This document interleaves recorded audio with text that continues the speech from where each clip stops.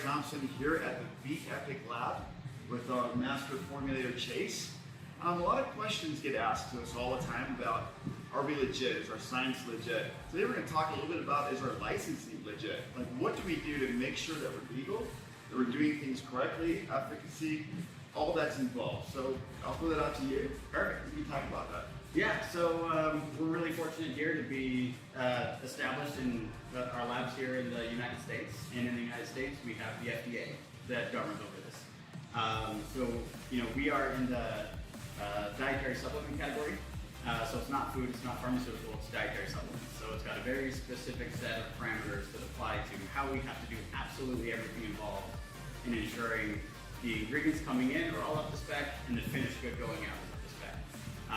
And to do so, we have to step one, get registered with the FDA. Right? So we tell the FDA who we are, what we're doing, and they review everything and they'll issue us an FDA registration number. So that's our ID number for the facility. And when we are registered, that means that we go on the inspection cycle for the FDA. So and the FDA is nationwide. And so we have national agents that will come around and just randomly drop it. There's no scheduling, there's no heads up that they're coming.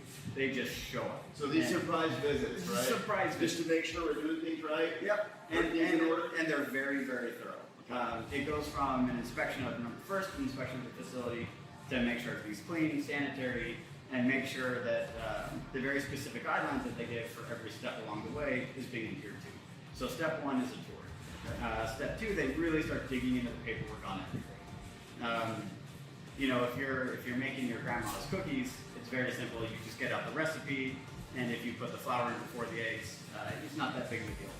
With the FDA, everything being documented and done in a very specific order is a big deal. So how's it gone so far? Any infractions or are we? Yeah, so an inspector's job is to find things, right? And improve on things. So of course, there's always going to be a list of small improvements that aren't done perfectly right.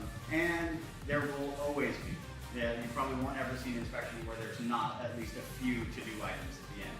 And then you got to circle back and say, these are the things that we've done to make this perfectly by the guidelines. And the guidelines are ever evolving. Right. So they're not stagnant. So what's perfect today might not be perfect next year. But the good news is that today, you're up and running. Yeah. You're using great products. You're in compliance, right? Yep. And international shipping and international rules and regulations and certifications, we're up to date on all those. Yeah, so the nice thing about being in the US is a lot of the countries that we export to, if they say, hey, if this product is good enough for the United States, it's good enough for us. So as long as we're adhering to everything on the US FDA level, then we do a certificate of free sale, which shows that the United States government has acknowledged that this product is licensed to be sold by this company, and it's free to do so. And we don't have to go through big hoops with every country to export to. Because there's a lot of countries that people can really benefit from these products. And the nice thing about being in the US is it really speeds that process up because the US is so strict and so rigid with making sure things are done exactly right. So we've got the federal level with the FDA, but then we also get the state level. So the state level inspectors, they come around more often than the federal level inspectors. And so state level, same thing, they just drop it. No ifs, ands, or buts. They just show up and say, by law, you have to make time for us. And so we say, great, happy to have you here, and start with a tour. So a tour of the facilities, go through the same process as with the FDA. The paperwork side's not as intense, but the physical side is more involved. So they both kind of have like their really areas they focus on with laser beams to make sure everything is done. So you've got state regulation, you've got federal regulation, but in the end, it just ensures that all of our brand partners are getting a quality product. Exactly. Yep, it's all about consumer safety.